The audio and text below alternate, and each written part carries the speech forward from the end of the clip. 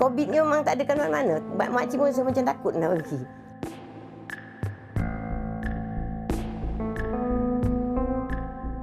Saya takut bila kata tak diperlukan sangat, bila ekonomi kita down, kena buang kerja. Itu je yang saya takut.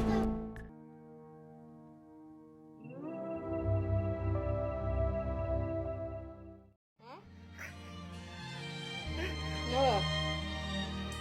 Kenapa? Itu pula. Ya, nanti semua balik lah. Tak boleh balik ni. Habis nak macam mana? PKP kan? Nanti semua balik. Ayah, aku menyanjungi. Tak apalah nangis macam ni. Dia memang tadi buat nangis. Aduh, Baito. Itu lepas. Tak daya ku Tak nak macam ni buat. rasa dan budimu. Tanpa kamu hilanglah haruan hidupku. Terasa siksanya di jiwa ini. Assalamualaikum dan selamat petang kepada Dr. Zamri dan rakan-rakan sekalian. Sebentar tadi adalah video daripada video pembukaan daripada kumpulan kami. Pada petang ini, kumpulan kami akan membuat pembentangan kajian iaitu bertajuk bagaimana warga tua yang anak-anak tinggal berjauhan menangani emosi. Ahli kumpulan Dynamite terdiri daripada Muhammad Usaini dan saya Muhammad Syaril, dan ahli yang lain iaitu Nora binti Ahmad, Norina binti Syafiri, Siti Amy Aminah binti Ibrahim dan Suzaina binti Zakaria. Kami akan menunjukkan sedikit statistik daripada myhealth.gov.my 2017 iaitu sebanyak 23% atau 538,000 daripada 2.4 juta warga emas di Malaysia mengalami sindrom sarang kosong, iaitu rasa kesunyian dan sedih akibat tinggal bersendirian kerana berjauhan dengan anak-anak. Bagi pembentang kami terdiri daripada 6 bahagian iaitu pengenalan, objektif kajian, profil informan, dapatan kajian, perbincangan dan kesimpulan. Pengenalan iaitu takrifan dari World Assembly on Aging 1982. Vena warga emas atau warga tua adalah mereka yang telah mencapai usia 60 tahun ke atas. Golongan warga tua ini adalah golongan yang paling terkesan akibat wabak COVID-19.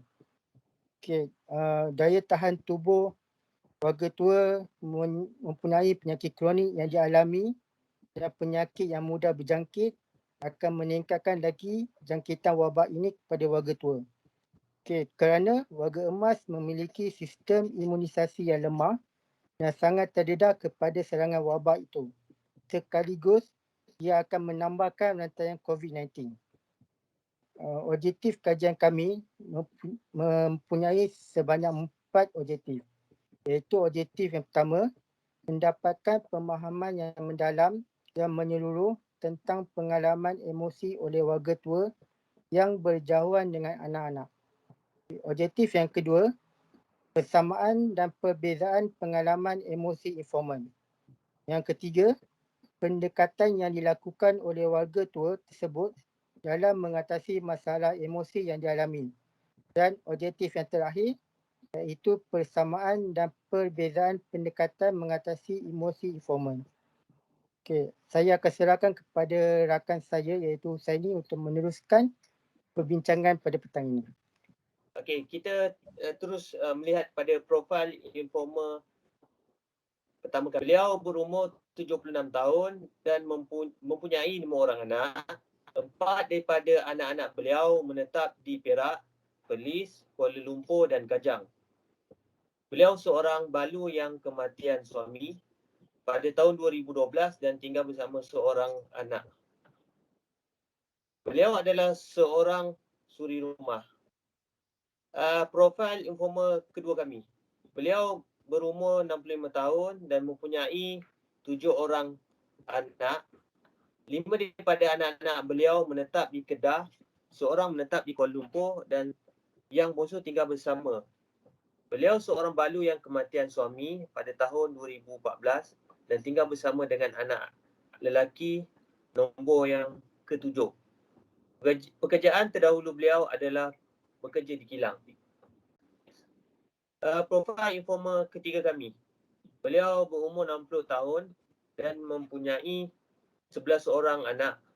4 orang daripada anak beliau menetap berdekatan dengan rumahnya, manakala ada juga yang tinggal berjauhan iaitu di Teluk Intan, Semenyih dan Nilai. Beliau pernah bekerja sebagai pembantu restoran dan pemandu teksi. Namun kini mengalami kesakitan kaki akibat terlalu lama berdiri. Profil informa kami yang terakhir itu, beliau berumur 65 tahun dan mempunyai 5 orang anak. 3 daripada anak-anak beliau menetap di Kajang, Melaka dan Petaling Jaya. Beliau mempunyai 5 orang cucu, iaitu 4 orang cucu lelaki dan 1 orang cucu perempuan. Beliau berasal dari Muar, Johor dan menetap di Parit Yusof, Muar bersama isterinya. Pekerjaan terdahulu beliau adalah anggota polis berpangkat sub-inspektor di Kem PGA Batalion 6 Bakri Muar. Mari kita tengok dapatan kajian daripada kumpulan kami. Penelitian dan analisis kepada sikap dan emosi golongan warga tua berjauhan dengan anak-anak mereka akibat pandemik COVID-19 adalah seperti di bawah. Pertama, informa pertama berasa sedih dan sunyi. Informa kedua berasa sunyi. Informa yang ketiga berasa rindu dan sunyi. Dan informa keempat berasa ralat dan bimbang. Bagaimana peserta kajian mengatasi emosi? Informa pertama, memahami keadaan dan bersabar. Bergaul dan berborak dengan jiran tetangga bagi mengelakkan rasa sunyi. Informa kedua, menonton televisyen, membaca buku dan Al-Quran serta menelefon anak-anaknya. Informa ketiga, menghubungi anak-anak untuk bertanya khabar merupakan cara untuk melepaskan kerinduan. Dan terakhir, informa keempat, menerima situasi dengan bersyukur dengan keadaan yang melanda. Mari kita saksikan video klip temu ramah daripada informa kami. Sebelum COVID kira sebulan tu berapa kali Makcik Am? Dia datang macam setahun 2 kali. Setahun 2 kali. Yang tu Duduk dekat ni dia datang seminggu sekali ke. sebelum sekali. Sebelum COVID. Sebelum COVID ada juga diorang datang sebab boleh seminggu sekali diorang datang jengak makcik. Lepas ni tak boleh datang. Jaranglah balik. Sebelum COVID, saya 2-3 bulan sekali saya balik kampung buat anak-anak. Di mana tu? Teluk Intan. Teluk Intan, okey. Teluk Intan ada, Nilai ada. Jadi Semenyih pun ada. Jadi sekarang pasal dah ada COVID, kita tak boleh melintas. Jadi tak boleh jumpa lah. Jarang lah sekarang. COVID. Tak ada apa lah. Biasa ya. Tengok TV. Tengok handphone. Dan tu lah kadang-kadang call anak. So Baca Quran. Macam jalan kat bawah, jalan-jalan, jogging-jogging je tu lah. Jadi duduk dalam rumah, duduk je lah. Makcik tak buat aktiviti apa, pagi-pagi pergilah keluar kejap, ambil angin, exercise kejap. Lepas tu petang pergilah, ada kawan tu datang berborak-borak. Lepas tu 4 masuk dalam. Hasil pembincangan kumpulan kami, ada di kalangan informa yang masih ingin keluar rumah kerana aktiviti di dalam rumah adalah terhad sehingga melahirkan rasa bosan. Mereka amat mengambil berat mengenai anak-anak mereka walaupun ada di kalangan anak-anak telah mempunyai kehidupan sendiri. Kedua, Gaya emosi yang diekspresikan oleh kesemua informer ini adalah berbeza. Ada di antara mereka menunjukkan ekspresi muka yang sedih atau risau, dan ada juga riak wajahnya begitu tenang dan tersenyum. Yang ketiga, perbezaan reaksi emosi adalah disebabkan perbezaan latar belakang kehidupan mereka serta tahap kepekaan terhadap isyarat situasi. Banyak kajian telah dilakukan dan menunjukkan warga tua yang kesunyian lebih terdekat kepada penyakit dan risiko kematian. Warga tua ini mengalami masalah ini kerana kesukaran bergerak, masalah pendengaran, kematian rakan dan keluarga dan juga perasaan malu.